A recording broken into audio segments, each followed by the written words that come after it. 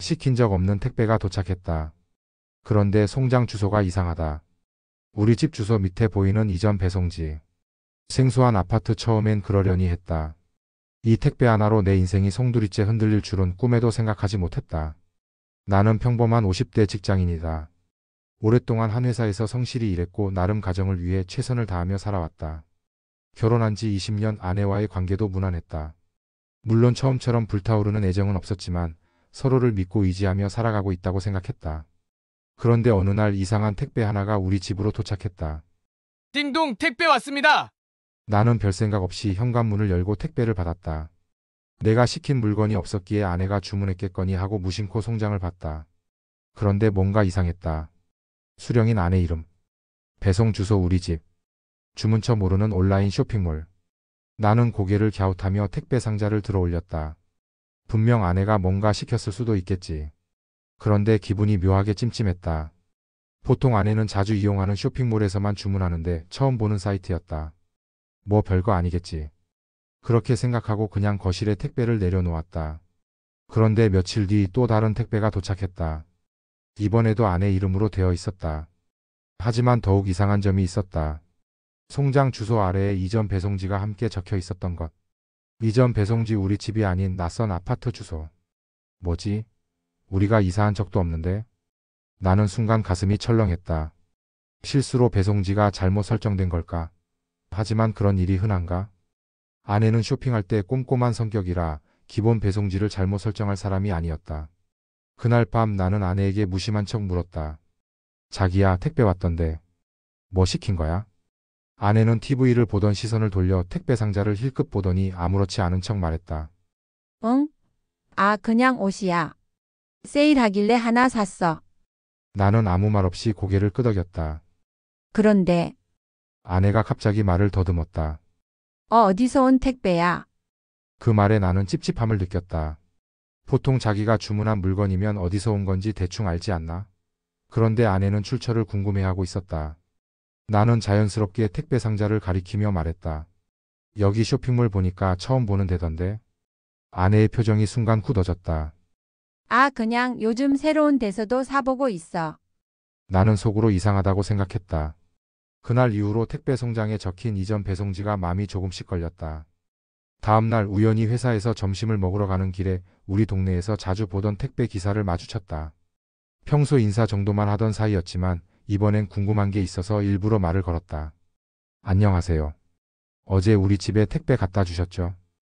택배 기사는 나를 보더니 반갑게 인사했다. 네, 맞아요. 그런데 사모님 이번에도 주소 바뀌었더라고요? 나는 순간 머릿속이 하얘졌다. 주소가 바뀌었다고요? 네, 원래는 5호동 XX 아파트로 가던 거였는데요. 최근에 갑자기 주소지가 바뀌었더라고요.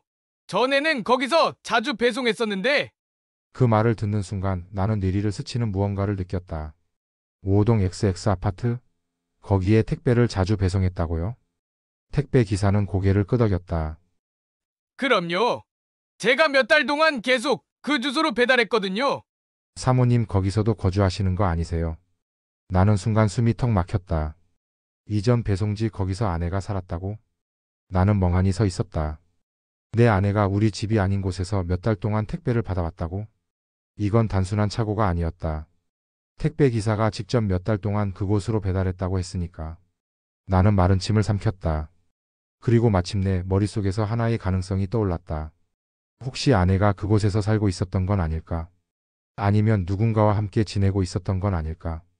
나는 택배 기사를 바라보며 조심스럽게 물었다. 저 혹시 그 집에서 직접 물건을 받아가는 걸 본 적 있나요? 택배 기사는 살짝 고민하는 듯 하더니 말을 꺼냈다. 응, 사모님이 직접 받은 적도 있었고요. 그리고 다음 말이 내 머리를 멍하게 만들었다. 근데 가끔 다른 남자분이 받아가기도 했어요. 순간 심장이 덜컥 내려앉았다. 나는 택배 기사의 말을 듣고도 믿을 수 없었다. 아내가 다른 남자와 살고 있었다고? 그곳에서 몇 달 동안 택배를 받았다고? 내가 모르는 내 아내의 또 다른 집이 존재한다고? 아니 설마. 나는 심장이 빠르게 뛰기 시작했다. 그 남자는 어떤 사람이었나요? 나는 애써 침착한 척하며 택배 기사에게 물었다. 택배 기사는 기억을 더듬는 듯 했다. 약간 호남형인데 옷차림이 단정했어요. 정장도 자주 입었고요. 가끔은 매달 갈 때 집에서 나오거나 들어가는 걸 봤죠. 뭐 부부처럼 보이긴 했는데 그럴 리 없을 테니 남동생이나 친인 관계인가 보다 했죠. 제가 깊이 신경 쓸 일은 아니라서요. 부부요? 그 단어가 내 귓가에 쏙 박혔다. 내가 모르는 사이 아내는 다른 남자와 부부처럼 살고 있었던 거다. 이건 단순한 바람이 아니라 거의 이중생활이었다. 나는 아내가 퇴근하기 전에 분리수거 안 하고 빼놓았던 다시 문제의 택배 상자를 들고 송장을 자세히 살펴보았다. 그제야 깨달았다. 5호동 XX 아파트 405. 나는 곧장 휴대폰을 꺼내 주소를 검색했다. 강남에 위치한 고급 아파텔이라 부르는 오피스텔이었다. 그곳에서 누군가와 함께 살았다는 것만으로도 단순한 바람이 아니라 사실혼 상태였을 가능성이 높았다. 도저히 그냥 넘어갈 수가 없었다. 나는 흥신소에 돈을 쥐어주고 아내의 뒤를 캐보기 시작했다. 분노로 손이 떨리고 숨이 찼지만 정황들을 하나씩 모을 수 있었다. 아내가 XX 아파트에 남자와 드나드는 모습, 호텔에 드나드는 모습, 부동산 사장님 통해 알아낸 오피스텔 계약날 당시 부부처럼 동반했었다는 사실 등등. 한 주 정도 흐른 뒤 저녁 아내가 집으로 돌아왔다.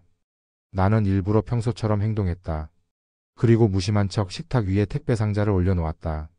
자기야, 택배 또 왔네. 아내는 순간 멈칫했다. 아, 응. 고마워. 나는 천천히 말을 꺼냈다. 근데 자기 배송지가 바뀌었더라. 아내는 순간 당황하는 듯 했다. 그게 전에 친구네 집에서 받아서 그런가 봐. 예전에 한번 배송지 바꿨던 적 있었잖아. 친구네? 나는 일부러 미소를 지으며 물었다. 누구네? 아내는 당황한 기색을 감추지 못했다. 그냥 회사 동료. 여자야. 그때 집에 아무도 없을까 봐 잠깐 거기서 받아둔 거야. 5호동 XX 아파트 405 그게 그 친구 집이야. 그 순간 아내의 표정이 싸늘하게 굳었다. 진실을 드러내는 한마디. 나는 휴대폰을 꺼내 그 주소를 검색한 화면을 보여줬다. 이 오피스텔 친구네 집이라고? 아내는 아무 말도 하지 못했다. 나는 낮에 택배 기사에게 들었던 말을 던졌다. 그럼 그 집에서 자주 보였던 남자는 누구야? 아내의 손이 떨렸다. 그건 그냥 회사 선배야. 회사 선배랑 같이 살았다고? 나는 아내를 똑바로 바라보았다. 아내는 숨을 삼키더니 고개를 저었다. 아니야, 같이 산 게 아니라 그냥 가끔 들렀던 거야. 나는 깊은 한숨을 내쉬었다. 그리고 마지막 한마디를 던졌다. 사실혼 관계로 살아왔던 거 맞지? 아내는 입을 다문 채 아무 말도 하지 않았다. 하지만 이미 눈빛이 모든 것을 말해주고 있었다. 나는 깊게 숨을 들이마셨다. 아내의 눈을 바라보며 단도직입적으로 물었다. 자기야, 사실대로 말해. 저 남자랑 사실혼 관계였던 거 맞지? 아내는 침묵했다. 그런데 이 순간의 침묵이야말로 대답보다 더 강한 증거였다. 부정할 수 없는 들킨 자의 침묵. 나는 의자를 당기며 앉았다. 택배 기사한테 다 들었어. 그 집에 자주 드나들던 남자가 있었다고 하더라. 부부처럼 보였다고. 아내의 얼굴이 창백해졌다. 그냥 말 못할 사정이 있었어. 나는 비웃었다. 말 못할 사정? 오피스텔에서 남자랑 살던 사정을 나보고 이해하라고? 아내는 손을 떨었다. 처음엔 그냥 도와준다고 했어. 솔직히 우리 형편 요즘 계속 안 좋았잖아. 나는 황당했다.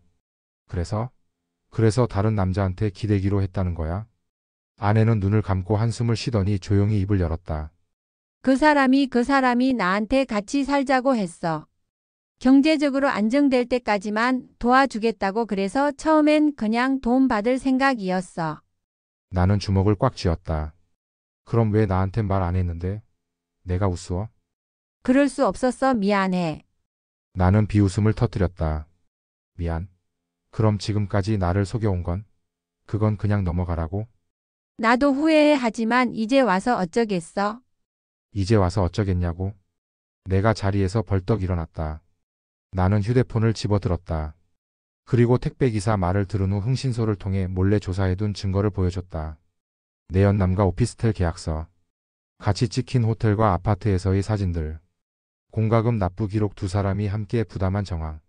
이거 봐. 아내는 그걸 보는 순간 얼굴이 새하얘졌다.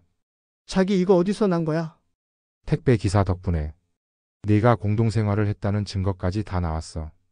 나는 조용히 말했다. 넌 법적으로 이중혼으로 인정될 수 있어. 물론 간통죄는 없어졌지만 사실혼 관계를 유지한 상태에서 나랑도 법적 혼인을 유지했지. 불법 사실혼 관계를 유지하면서 남편을 기만한 경우 재산 분할에서 불리하게 적용돼. 또한 상대 남성이 경제적 지원을 제공하며 사실혼 관계를 유지했다면 이에 대한 민사소송도 이어지게 될 거야. 특히 배우자를 속이고 재산을 사용한 경우에는 횡령죄도 적용 가능해.